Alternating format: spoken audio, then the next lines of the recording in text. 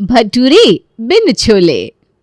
भटूरे बिन छोले यही है आज की कहानी आरती और दिलीप जी के परिवार की, जो सालों पहले दिल्ली छोड़कर जयपुर में जाकर बस गए हैं। लेकिन एक चीज है जो वो आज तक नहीं भुला पाए। समय समय पर उनको उसकी याद आती रहती है। ये दिल्ली वालों से बेहतर और कौन जान सकता है, वो है हमारे दिल्ली के छोले भटूरे। अरे आज तो संडे है आरती जी, बड़े जोरों की भूख लगी है। जल्दी से कुछ गर्मा गर्म लेकर आओ, भूख सहन नहीं हो रही। अरे आ रही हूँ। ये लीजिए आपके गर्मा गर्म छोले भटूरे। और आरती जी आकर डाइनिंग टेबल पर छोले भटूरे की प्लेट्स लगा देती है, जिसे देखकर प्रशांत और दिया का मुंह बन जाता है। और फिर प्रशांत धीरे से दिया से कहता है, लो खाओ गर्मा गर्म छोले भटूरे। तुम दोनों क्या बड़बड़ा रहे हो? जल्दी से खाओ और टेस्ट करके बताओ कैसा बना है। कैसा क्या, वैसा ही बनाऊंगा मम्मी यार। आप बिना छोले भटूरे 1-2 दिन छोड़कर रोज सा ही बनाती हो। और हम बचपन से खा खा कर ना अब 55 के होने का है, लेकिन उसमें वो स्वाद नहीं आया। जब तक दिलीप जी टेस्ट कर लेते हैं, प्रशांत उनसे पूछता है, क्यों पापा आप बताओ आज के छोले भटूरे कैसे बने? दिलीप जी मुंह बनाते हैं, अब क्या ही बताऊं, बड़ी उम्मीद के साथ हर बार खाता हूं कि आज हमारी आरती जी ने कुछ कमाल किया होगा, लेकिन हर बार मेरी उम्मीदों पर पानी फिर जाता है। इतनी याद मुझे दिल्ली की किसी चीज़ की नहीं आती, लेकिन मैं आज तक वहाँ के छोले भटूरे नहीं भुला पाया हूँ। जग सुना सुना लागे, जग सुना सुना लागे तेरे बिन। और वो फूट फूट कर रोने लगते हैं। अरे ये रोना धोना छोड़ो, अच्छा इधर देखो, इतने बुरे बने हैं क्या छोले भटूरे? नहीं आरती जी, मैं तो मजाक कर रहा था। आपने इतने प्यार से बनाया है तो मैं ज़रूर खाऊंगा। और तुम दोनों को नहीं खाना है ना तो मत खाओ। कितने साल हो गए इस मुँह को कहते कहते कि शादी कर ले, लेकिन नहीं। अरे कर लूँगा ना मम्मी, आप भी ना थोड़े दिन और चैन से जी लेने दो ना मुझे, फिर तो शादी करके फंसना ही है। और वैसे भी मुझे मेरे टाइप की लड़की अभी तक मिली नहीं है। अच्छा सुनो ना, शाम को शॉपिंग पे चलना है, वो नए वाले मॉल में। फिर इस बार बहाना मत बनाना कुछ भी। अरे चलेंगे बिटिया रानी, क्यों परेशान हो रही हो? नहीं पापा, मैं इसलिए कह रही हूँ क्योंकि मुझे अगले हफ्ते एक पार्टी में जाना है। अरे तेरी पार्टी तो ख़त्म ही नहीं होती। ये नहीं कि कुछ घर का काम काज ही सीख ले।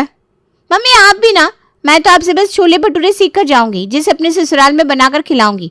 बस एक बार खिला दिया तो कोई दोबारा कुछ बनाने को बोलेगा ही नहीं। देख रहे हो आप लोगों को कैसे बोल रहे हैं मुझसे। अरे आरती जी, बच्चे हैं, हंस रहे हैं, आप भी ना बहुत जल्दी परेशान हो जाती हो। शाम को सब लोग शॉपिंग करने जाते हैं और शॉपिंग करके मॉल से बाहर निकलते हैं। पापा अब तो बड़े जोरों की भूख लग रही है। हाँ पापा, मुझे भी भूख लगी है। अरे यहाँ कहीं आसपास कुछ अच्छा मिलेगा क्या? पापा ये मॉल इन्होंने इतने आउट में बनाया है, लगता तो मुश्किल ही है, लेकिन मैं ज़रा चक्कर लगा कर आता हूँ। प्रशांत 5 मिनट बाद वापस आता है। पापा यहाँ आगे एक छोले भटूरे की छोटी सी दुकान है और उसके बाहर भयंकर भीड़ है। क्या छोले भटूरे? ये क्या कह रहे हो बेटा, जयपुर में छोले भटूरे और उसके पास इतनी भीड़? आओ चलो देखते हैं, एक बार ट्राई करने में क्या जाता है। हाँ हाँ, वो तो बस बीवी के हाथ का ही नहीं भाता, बाहर का सड़ा गला सब खा सकते हो और साथ में बड़े चाव से टिप भी देते हो। मम्मी नाराज मत हो ना, हो सकता है आज हमारी खोज यहाँ आकर पूरी हो जाए। चारों लोग उस दुकान पर छोला भटूरा खाने जाते हैं। अब थोड़ी ही देर में सामने छोला भटूरा की प्लेट आती है। जैसे ही दिलीप जी टेस्ट करते हैं, उनकी आंखों में चमक आ जाती है। आरती जी, आज तो क्या ही गजब हो गया। अरे आप खाकर देखिए जरा। हाँ पापा सही कह रहे हो, ये तो एकदम दिल्ली वाला टेस्ट है। सच में स्वाद तो है, इसमें कोई दो राय नहीं है। मम्मी इनसे सीख लो ना आप फॉर्मूला, मुझे बहुत अच्छा लग रहा है इसका टेस्ट, फिर मैं आपसे रोज़ बनवाया करूँगी। सब लोग हंसने लगते हैं और दिलीप जी अब तो आए दिन अपने परिवार के साथ वहाँ छोला भटूरे खाने जाने लगे। आज फिर चारों लोग अपने परिवार के साथ छोले भटूरे का आनंद ले रहे थे। तभी दिलीप जी की निगाह वहाँ पर खड़ी एक लड़की पर पड़ी, जो अपने पिताजी के साथ छोले भटूरे बनवाने में पूरी मदद कर रही थी। दिलीप जी ने यह देखकर आरती जी को इशारा किया। अरे देखिए ना आरती जी, बिटिया कितने अच्छे से अपने पिताजी की मदद कर रही है। हाँ सही कहा आपने, बड़ी ही संस्कारी बिटिया है। दिलीप जी से रहा ना गया और वे दुकान के मालिक मुकेश जी के पास पहुंचे। उन्होंने कहा, भाई मैं आपकी दुकान पर आज चौथी बार छोले भटूरे खाना आया हूँ, लेकिन इससे पहले आपसे मेरी मुलाकात नहीं हो सकी क्योंकि भीड़ बहुत ज़्यादा थी। लेकिन आज मैं आपका धन्यवाद दिल से करना चाहता हूँ। मैं तो आपके छोले भटूरे का मुरीद हो गया हूँ। मुझे दिल्ली छोड़े लगभग 20 साल हो गए और मैंने उसके बाद से फिर इतने अच्छे छोले भटूरे कहीं पर भी नहीं खाए। मतलब मैं कैसे बताऊँ आपको कि मेरा बस चले तो मैं रोज़ आपके दुकान पर छोले भटूरे खाने आ जाऊँ। दुकान के मालिक मुकेश जी ने उनको धन्यवाद किया। आपका बहुत बहुत धन्यवाद सर, आपके इतने शब्दों के लिए आपका दिल से आभार। तभी आरती जी भी वहाँ आती है। अच्छा, ये आपकी बिटिया है? हाँ जी ये मेरी बिटिया है। आजकल मेरी तबीयत ठीक नहीं रहती तो मेरी मदद कराने के लिए ये भी मेरी दुकान पर आ जाती है। ये सुनकर अदिति भी सबको नमस्ते करती है। नमस्ते अंकल जी, नमस्ते आंटी जी। उसके बाद सब घर आ जाते हैं। घर आकर सब बैठकर बातें करते हैं। तभी आरती दिलीप जी से कहती है, क्या आपके दिमाग में भी वही चल रहा है जो मैं सोच रही हूँ? क्या आरती जी, क्या कहना चाहती हैं आप? क्यों ना हम अपने बेटे प्रशांत की शादी उस लड़की से कर दें? आपने तो मेरे मन की बात छिली। मैं तो कहता हूँ अगर इतनी होशियार लड़की हमारे घर आएगी फिर हमारे बेटे प्रशांत और हमारी ज़िंदगी में कितनी खुशियाँ रहेगी। जो आज अपने पापा को इतना सहारा दे रही है, क्या वो कल हमारे लिए भी अच्छा अच्छा खाना बनाकर हमें नहीं खिलाएगी? फिर वे दोनों अपने बेटे प्रशांत से इस बारे में बात करते हैं। अरे भाई, उसे छोले भटूरे भी तो कितने अच्छे से आते होंगे। फिर प्रशांत भी अपने पापा मम्मी की रजामंदी से हामी भर देता है और यहीं से सिलसिला शुरू होता है। प्रशांत और साक्षी की शादी की बात चलती है तो पता चलता है कि वे लोग भी अपनी बेटी के लिए रिश्ता देख रहे हैं। ऐसा करके अब साक्षी शर्मा फैमिली की बहू बनकर आ जाती है। अब शादी के बाद बहू की पहली रसोई है। घर मेहमानों से खचाखच भरा हुआ है। बहू, मैं तो तुझे क्या ही कहूँ, तू तो वैसे ही इतनी होशियार है, जो तेरा मन करे वो किचन में जाकर बना ले बेटा। अच्छा मम्मी जी। अदिति किचन में जाती है। यही है सबसे बढ़िया और टिकाऊ आइटम। मीठा भी बना दिया और अब भटूरे भी रेडी है। सब मन से खा लो, पेट एकदम फुल, बार बार कोई झंझट नहीं। अब अदिति भटूरे तल रही थी तब आरती जी भी किचन में आ जाती है और अदिति के भटूरे देखकर कहती है, बहू तूने तो मेरा दिल खुश कर दिया। मैं तो आज इतनी खुश हूँ कि मैं तुझे बता नहीं सकती। इतना फूले फूले भटूरे, अरे मेरा पूरा जीवन निकल गया, मेरे से कभी नहीं बने। न जाने मैंने कौन से पुण्य किए होंगे जो मुझे इतनी अच्छी बहू मिली है। अच्छा, अब जल्दी से ना थोड़े से छोले और बना ले, बाहर इतने सारे लोग हैं तो सब आराम से खा भी लेंगे। मम्मी जी, इतनी जल्दी कहाँ बन पाएंगे छोले? उसके लिए तो छोले पहले भिगोने पड़ते हैं। मैं एक काम करती हूँ, आज आलू की सब्जी बना देती हूँ। हाँ अदिति बेटा, ये भी ठीक रहेगा। इतनी जल्दी छोले बनाना तो पॉसिबल नहीं लग रहा, तो फिर तू आलू की सब्जी बना ले। थोड़ी देर बाद अदिति हलवा और आलू की सब्जी लेकर बाहर आती है। अरे आरती, हलवा तो तेरी बहू ने बहुत ही टेस्टी बनाया है, लेकिन आलू की सब्जी और भटूरे का कॉम्बिनेशन कुछ समझ में नहीं आ रहा। अरे कोई बात नहीं दीदी, आप भी ना खा लो शांति से। आज बहू की पहली रसोई है, इतना मीन में ना निकालो। हाँ, अपनी बहू की तरफदारी देखो पहले दिन से चालू हो गई। अरे इतनी तरफदारी भी ठीक बात ना है। तभी दिलीप जी बोलते हैं, इतने स्वादिष्ट छोले भटूरे तो मैं रोज़ अचार के साथ खा लूँ। कितने टेस्टी छोले भटूरे बनाए, एकदम सॉफ्ट सॉफ्ट, मुंह में रखते ही घुल जाए वैसे बनाए। और हलवा, आहा, हलवा तो ऐसा है कि सास बहू के हाथों में कोई फ़र्क ही ना कर पाए। आरती तभी अदिति की तरफ देखती है। बहू के रूप में मैं अपनी परछाई लाई हूँ जी। अरे रुक जाओ तुम अभी। अगर 20 दिन बाद तुमने मुझे फ़ोन ना किया तो मैं भी तेरी बड़ी बहन ना ठहरी। फिर इसी परछाई से तुम्हें डर ना लगने लगे तो कहना। सच में भाभी, आपके हाथ कहाँ है? मैं आपके हाथ चूमना चाहती हूँ। मेरे घर में इतने टेस्टी भटूरे बने हैं, मैं तो कहीं खुशी के मारे पागल ना हो जाऊं। मैं तो पूरा दिन आज सिर्फ भटूरे भटूरे भटूरे ही खाऊंगी। प्रशांत भी सबके मुंह से ये सब सुनकर बड़ा ही खुश हो रहा था और शांति से बैठकर खा रहा था। अरे तू भी कुछ कसीदे कर दे अपनी बीवी की तारीफ में। तू कुछ नहीं बोलेगा क्या? हाँ मौसी, यही कहूँगा कि आप लोगों को ये दिन मेरे कारण नसीब हुआ है तो आप सब मेरा शुक्राना अदा कर दो। अदिति भी वहीं खड़ी होकर ये सारी बातें सुन रही थी और मन ही मन खुश हो रही थी। लेकिन अदिति के खुश होने का कारण कुछ और ही था। आइए आप भी जानिए। 2 दिन बाद आरती जी को बाहर किसी काम से जाना था तो आरती जी ने अपनी नई नवेली बहू को पास बुलाकर कहा, बहू मैं ना आज मार्केट जा रही हूँ वो बगल वाली सुषमा जी के साथ। तो आज शाम का खाना तू देख लेना, क्योंकि पापा जी को ना शाम का खाना टाइम पर चाहिए होता है, और प्रशांत और दिया भी आते होंगे।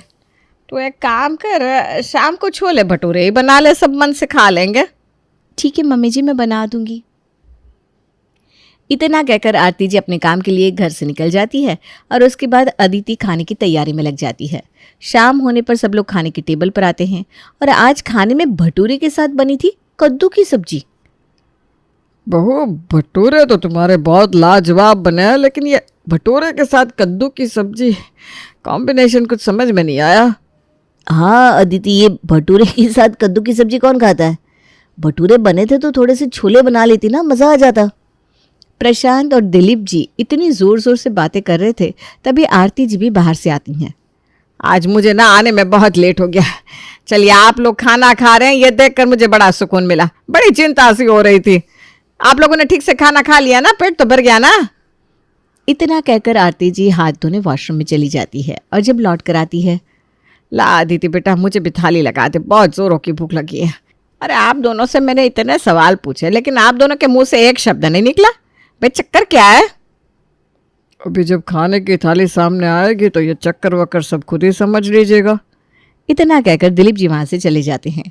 अब आरती जी की थाली लगकर आती है और उसमें थी सिर्फ कद्दू की सब्जी। अरे बहू, रोटी कहाँ है? और मैंने तो तुम्हें छोले भटूरे बनाने को कहा था, पर कद्दू की सब्जी और रोटी क्यों बनाई? अदिति किचन से ही जवाब देती है। वो मम्मी जी, मैं ना छोले भिगोना भूल गई थी, अभी गर्मा गर्म भटूरे तलकर ला रही हूँ आपके लिए। तब तक अदिति किचन से भटूरे लेकर आती है। लीजिए मम्मी जी, ये खाइए, भटूरे विद कद्दू की सब्जी। आरती जी मुंह बनाती है। अरे बहू, इससे तो अच्छा मैं 20 रुपए के गोलगप्पे ही खाकर आ जाती बाजार में। अरे वो सुषमा कितना जिद कर रही थी, खा ले खा ले, लेकिन मैंने उससे कहा नहीं। आज तो मेरी बहू ने छोले भटूरे बनाया है, मैं वही खाऊंगी जाकर। तभी दरवाजे से सुषमा की आवाज़ आती है। अरे आरती, तेरी थैली मेरे साथ चली गई थी, ये ले। अरे आइए आइए सुषमा जी, बैठिए। थैली के बहाने ही सही आप आई तो सही, वरना बगल में रहते हुए भी आप कभी नहीं आती। अरे मैं तो तेरे छोले भटूरे खाने आई हूँ। क्या बनाओ आपके लिए, चाय और कॉफ़ी? अरे नहीं नहीं, इसकी कोई ज़रूरत नहीं है, जो तू खा रही है मैं वही खा लूँगी। ये सुनकर आरती जी टेंशन में आ जाती है, लेकिन अब तो वो कुछ कर भी नहीं सकती थी। मैं तो सुषमा जी भटूरे और कद्दू की सब्जी खा रही हूँ, आपके लिए भी मंगवा देती हूँ। हैं? नहीं नहीं, भटूरे और कद्दू? अरे भाई, ये कौन सा कॉम्बिनेशन है, मुझे नहीं खाना। और सुषमा जी वहाँ से भाग जाती हैं। अब आए दिन अदिति को छोले भटूरे बनाने को कहा जाता, लेकिन अदिति भटूरे के साथ कभी लौकी, कभी तोरई, कभी टिंडा, कभी बीन्स, कभी कढ़ाई पनीर, कभी शाही पनीर, सब बनाती, लेकिन नहीं बनाती थी तो वो बस एक ही चीज़, छोला। अब सारे घरे वाले बड़े परेशान, और उसमें भी सबसे ज़्यादा परेशान हमारे दिलीप जी, जिन्होंने अपने बेटे की शादी छोले भटूरे के लिए ही तो की थी। वो तो बड़ा ही ठकासा महसूस कर रहे थे।